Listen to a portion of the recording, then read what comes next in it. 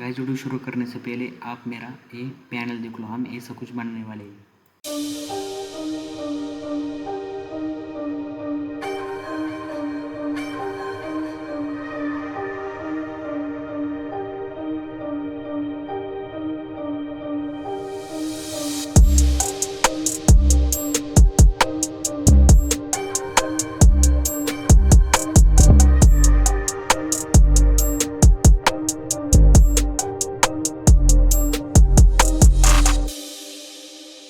गाइस अभी मैं आपके सामने एक ट्यूटोरियल लाने वाला हूँ, लेकिन गाइस वो मेरा पहले रिकॉर्ड वाला था।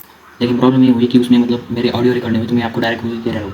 और चिंता मत करना, मैं अगले वीडियो में आपको डायरेक्ट उसका सोर्स कोड दे दूँगा। डायरेक्ट मतलब आपको सिर्फ कॉपी पेस्ट करना है, ठीक है। लेकिन अगर आप सीखना चाहते हो तो ये देख सकते हो। और हाँ भाई देखना ही है इसमें, क्योंकि इसमें पासवर्ड नहीं है। बाय बाय, जल्दी मिलते हैं अगले वीडियो में, और ये देख के जाना।